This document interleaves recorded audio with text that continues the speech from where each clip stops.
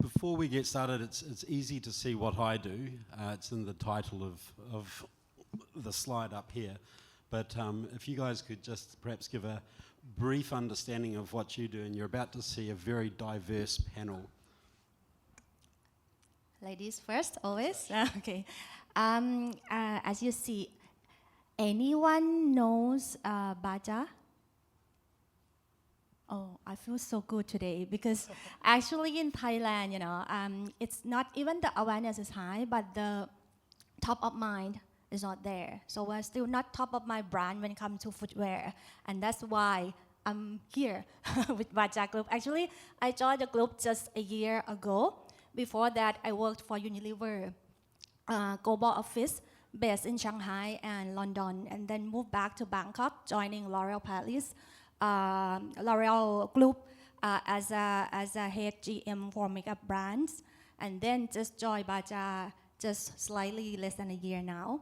Our mission is definitely to make quality footwear accessible for everyone, especially in Thailand. Yes.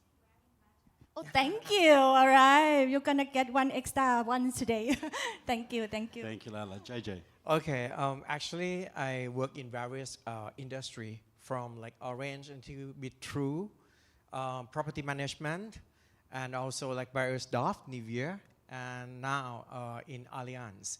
And digital experience, it's starting from digital marketing since 10, 15 years ago, until digital transformation, building like e-commerce, doing internal process transformation. So these kind of thing, if I can tap your interest, or you can have my question, and let's see how can I benefit to you.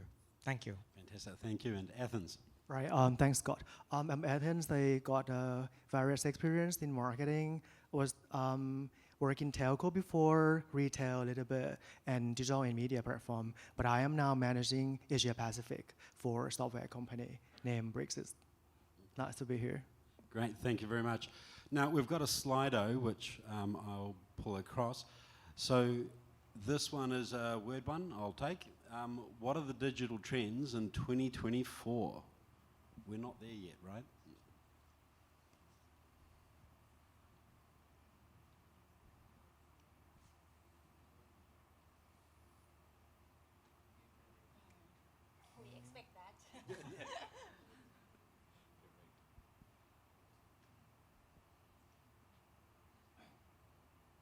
So then we move to question number 3.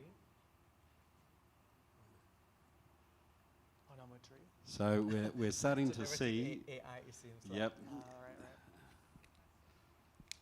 Anyone know what AI stands for? No, anyway. So I think we're seeing some very obvious one. It's probably going to be the biggest on the screen. So, and I do like to see that you've got generative AI and Gen AI sort of tied in. Oddly enough, I popped that into ChatGPT and it told me that its learning stopped in 2022, so it couldn't answer the question on generative AI yet. So that looks like it's leaning more and more towards a lot of the stuff we'll be talking about. I'll move on to our first question. So we're looking at what's happening in the future of marketing, okay? So we established AI was a big thing there, and I think we'll lead into that. But what I'm going to put towards the panelists for their take on it, on 3 very different industries, is given the rapid shift towards a digital-first consumer mindset, how are your individual brands evolving their strategies to meet these heightened expectations, and what are the challenges you need to overcome? Okay.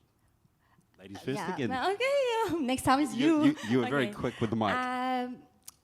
Besides coming from different industries, I think the level of automation is also different, I'm pretty sure those who raised hands before, knowing Baja, you will also know that we exist for more than 100 years. Like in Thailand, we've been here for 97 years already. So Baja and marketing automation or digital experience, the new thing, is a bit far away distant, So we are now starting from negative, not even ground zero. So we are catching up with so many things, including this topic of digital age consumers, because even Baja, we have to also think about recruiting this new group of consumers, the young generation with digital driven behavior, So okay, and second I have to put here is I think I'm the least experienced or knowledgeable regarding technologies, So I won't be able to share my experience regarding the in-depth development on anything, You might not believe that 2 years ago you should ask me also if I know what AI stands for, So we're coming from totally different world, and that means that we have so many things that we want to implement, because we really believe in the marketing automation as well. My biggest difficulty is definitely is about budget allocation, because when you want to do so many things, you have to really prioritize what really matters. And for me, we have to look into internally first, resource in terms of human resource and the process. Because for me, when you talked about this adaptation to meet these new consumer expectations, you cannot jump into just buying everything over there, like all digital tools and everything. So I really need to prioritize, and that's the most difficult part, but we try to do that. And for us, as a retailer in this footwear industry, we start with omnichannel automation first, because we believe that right now consumers are not sticking into just one channel, so it's different channels, and that's why for us the most difficult topic at the moment for us is this omnichannel automation tool in order to deliver the best consumer experience. So that's for me. Fantastic. Yes. Thank you. JJ. Okay, for me, I think for 2 days, yesterday and today, we talk about technology a lot. But I rather complement in the human topics for more, so make it practical. Because even that, it's going to be personalization, which is that kind of thing is true, and it by default. However, I think when these kind of things come, the things that you might need to think about is about the proposition or offering. Because you have like many segmentation, right? But you think to need to have a different offering. But offering that I rather share you is about the data from the data. For example, in my industry, you see we have a lots of data analytics in here, but you need to transform like data patterns or data you see to see the data inside.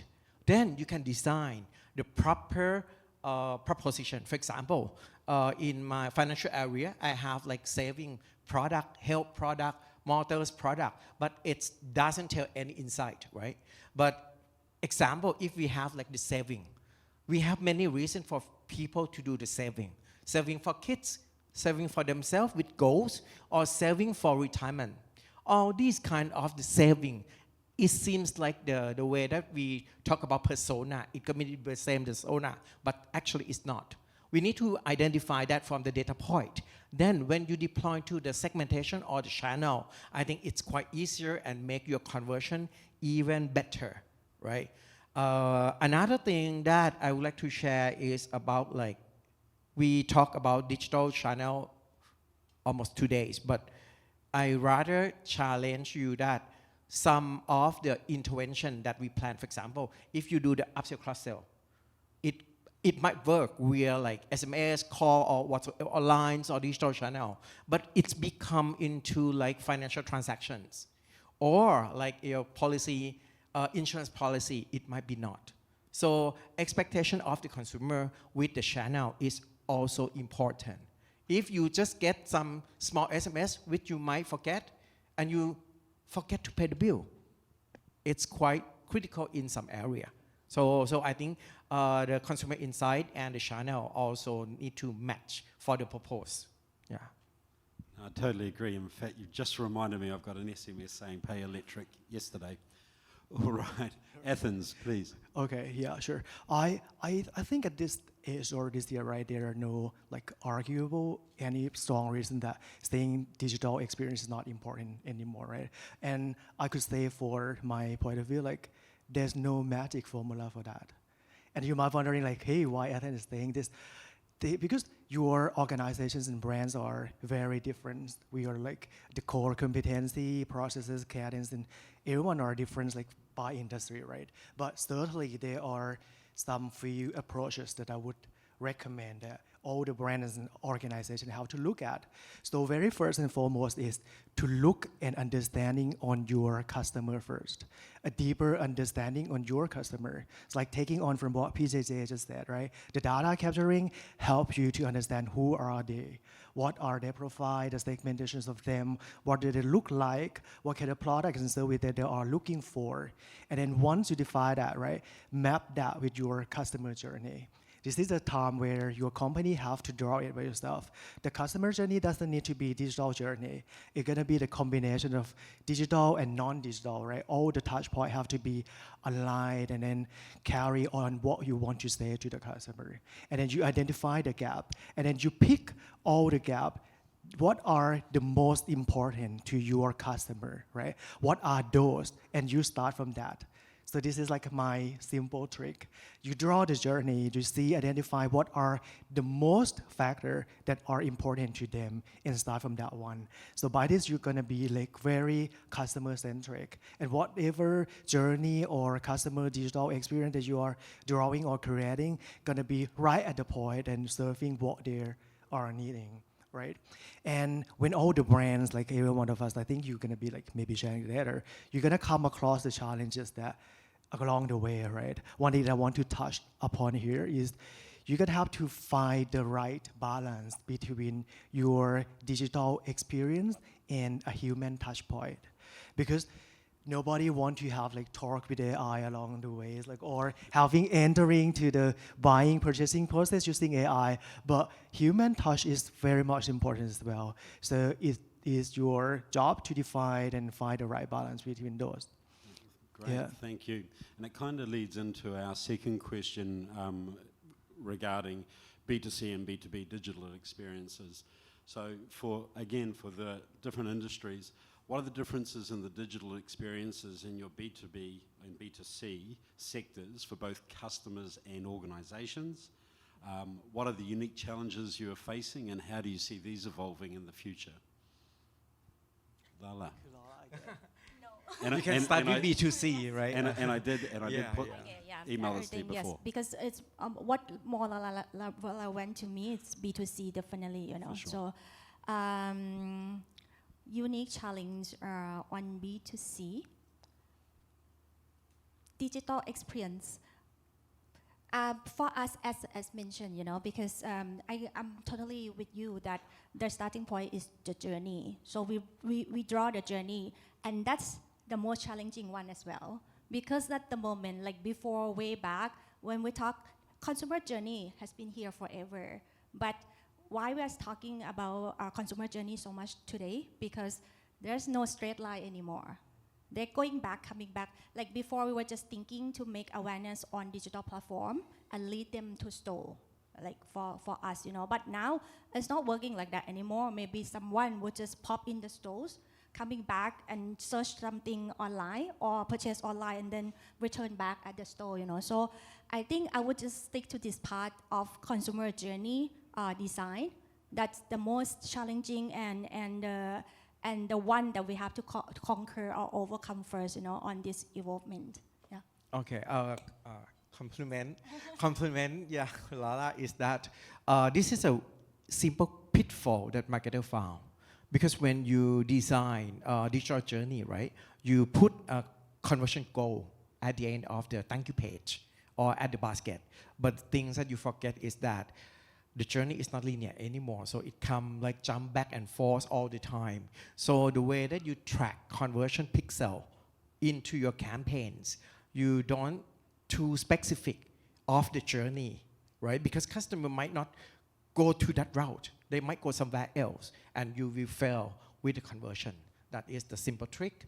I would like to add on like B2B2C as well, because I think in these 2 days, we got like a very challenge because you might work for the brands and you will see the middle tier, which can be retail store or marketplace, right? Which you cannot synchronize your data to your customer.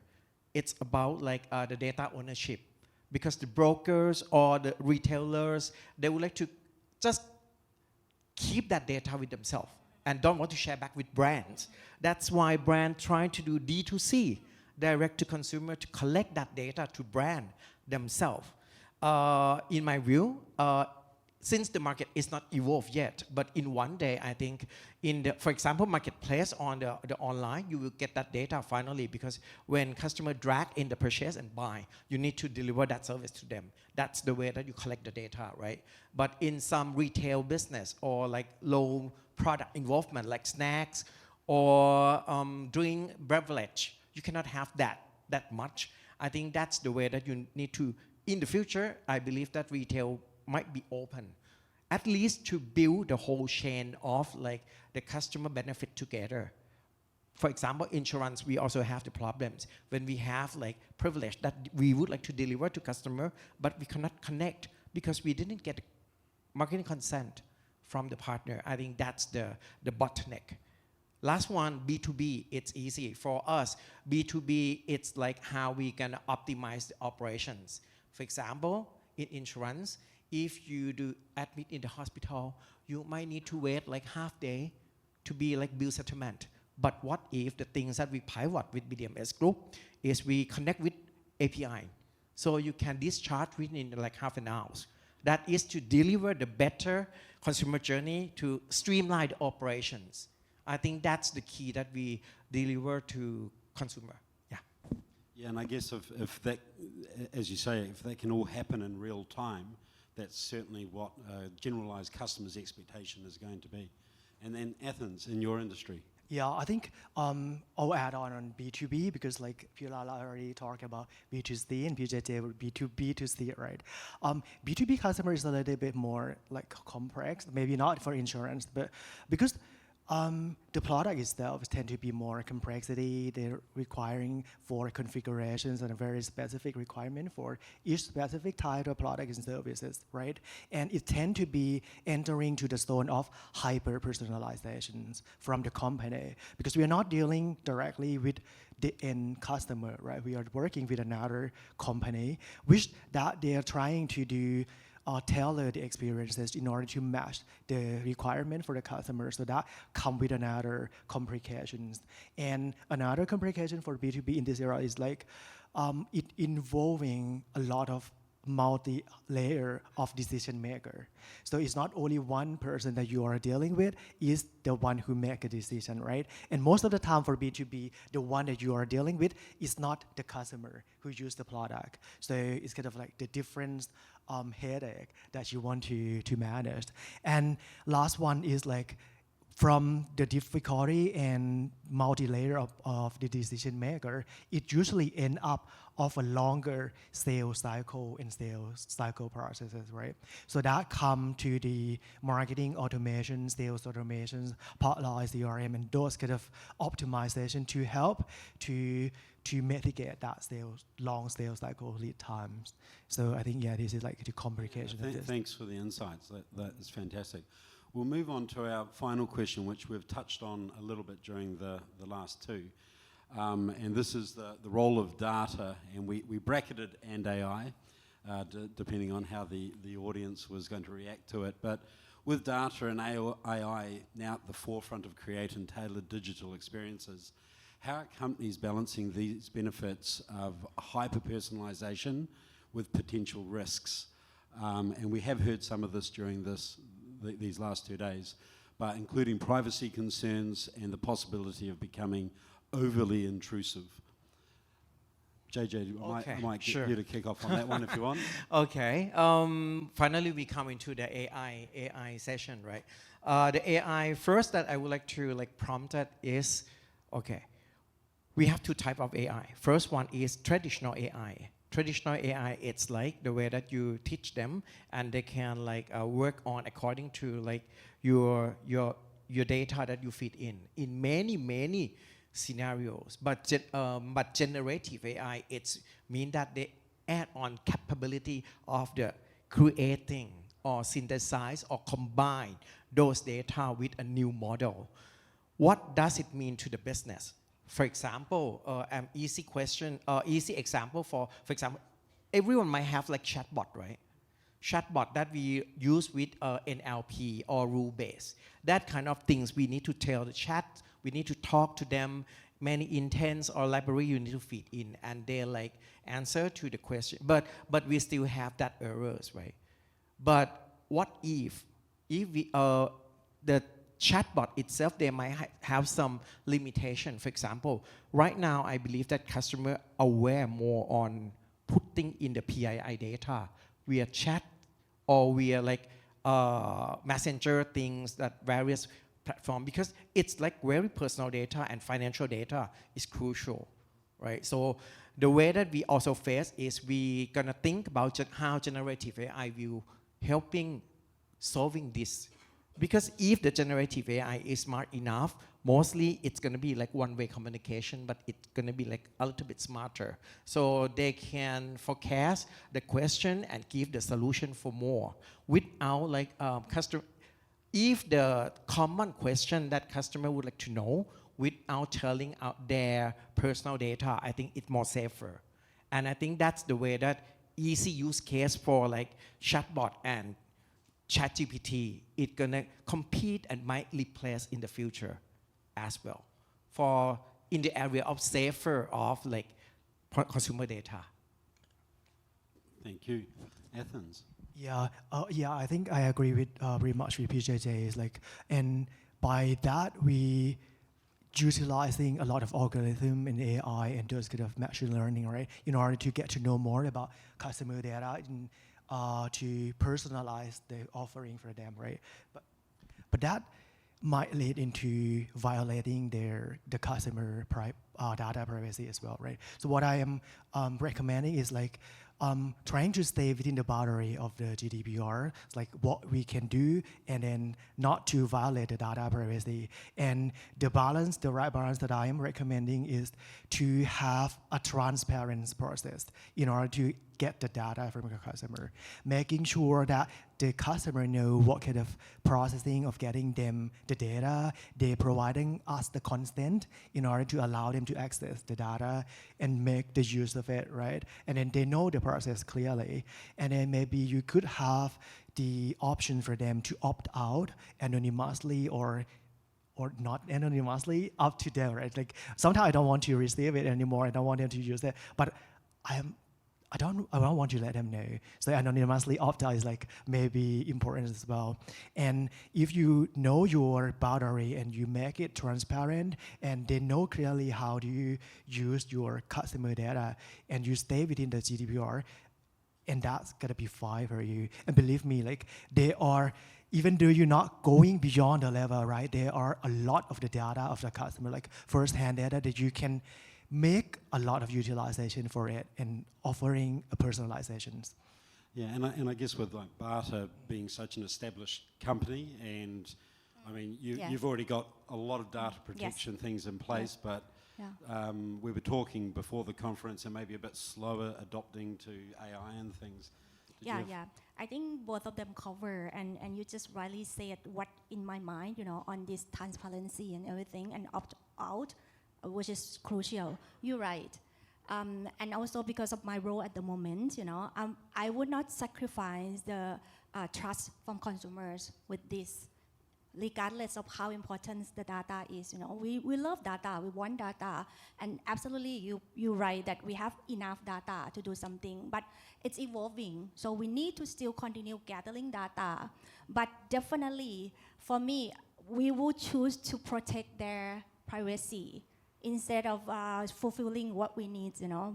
And I think their suggestion that just mentioned is what we are doing at the moment, you know, being transparency and give option to opt out. Yes. Fantastic. Great to hear. So we'll move on to some questions. We've seen some pop up there. If we've got any other questions for the panel, please do pop them on. I'm going to go with the first one, which I think this is going to be for you, JJ. As insurance business is facing many regulation controls, how can you drive growth in digital marketing in this field? I think this one might also apply to many industry. For example, like parenting, You also or alcohol beverage. You also facing like regulations. But for insurance, I think the core idea that they buy insurance because they need trust and transparency, right? So the way that the brand positioning is like trust and transparent. So we cover this, we not cover this, we tell them the truth, we tell them the conditions. I think that's the core of the brands, or to break out like the regulations. But how we can drive growth, I think the data inside, it's very important to drive growth. Because for example, saving product, as I mentioned, the things that we found in some segment, we can use customer segment data to do the acquisition as well. Then, for example, we know that, okay, our customer in this portfolio, they have this kind of the profile, occupation, their thoughts, and we transform these, the data pattern, into like data insight. For example, this product need to talk to the people who play the stock, who used to have the mutual fund. This is how we translate the data pattern into like the data insight. And we use this when we do media strategy. And it's gonna be like very segmented and narrow. Because in insurance, we cannot do like, we are small brand, no? So we are not have the huge budget to do like awareness, that kind of things. But when we need to do the performance or conversion, these kind of the insight, data from insight, make you give a better cost of acquisition. This is what I can say. And if you capture this, you need to be agile. You cannot launch the big campaigns, but you need to agile in many experiments. When you found the right segment, you just scale it later. So I think this is the way that we optimize ROI according to the commercial campaigns from our side. I think agility is extremely important, and you're seeing that in a lot of industries now, that you've got to be agile or else you're left well behind.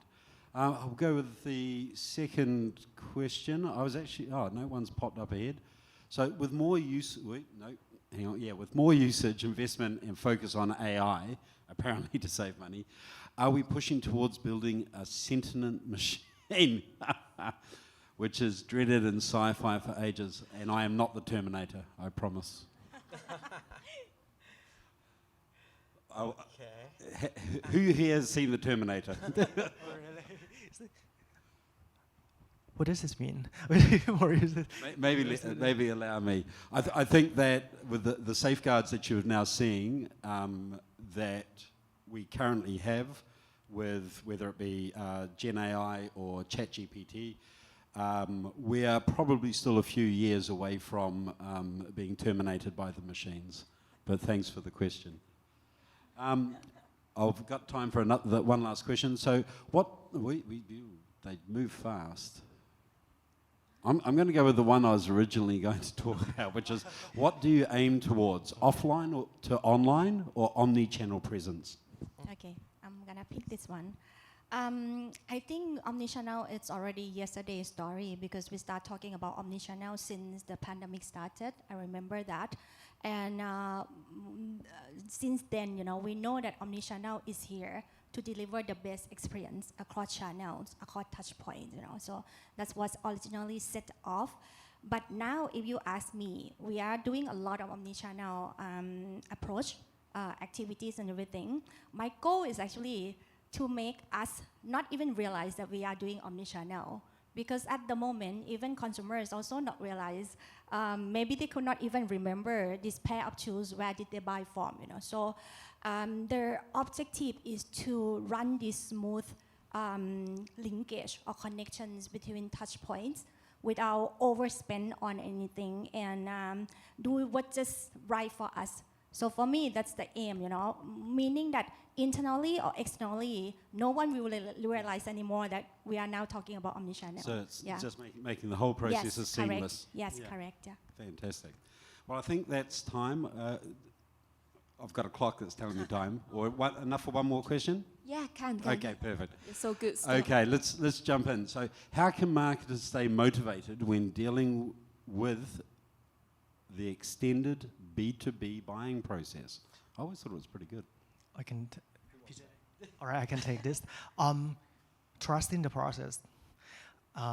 Well, because during the B2B buying processes, right, you are starting actually by the funnel stages. When you think about it on the B2B processes, right, you're starting about building brand awareness, and then from the stranger becoming down to the funnel of your buying stages by per persona, right, until they become your customer. And at each of every stages, you kind of know your progress along the way, and then you kind of like having to define what kind of the pain point at any stages, from the branding into your lead to into your contact and to in converting at the last to your customer, right? You kind of know along the way. So be patient, and Nemo gonna say like keep swimming. So you are there, so you're gonna convert them eventually. Yeah, this is my advice. May I add on a bit on the B2B for the marketers, right? I think the key that you need to make it happen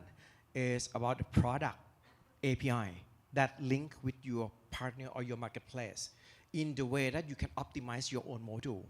Because you might have like 10 products, but different time, different price and different time of launch or different time of promotion. Currently, many product or many brands have API connected to the marketplace, but you cannot optimize the pricing module or the timeline module according to each marketplace. Which, if you can done that, I think the way that you speed your business or having growth according to that, when you balance like your marketplace, it's gonna be very easier. It seems like offline, no? You might have different promotion for Tesco, for Big C, or for Macro. It's the same thing, but we have some time because of delivery. But for the online, you need to make the API as a module of the product and pricing that do work with them. I think you've just opened it up to about 10 tech companies coming to chase you down straight after this call. Excellent. Hey, thank you very much, everybody. Lynn, I'll hand it over to you to explain the next process.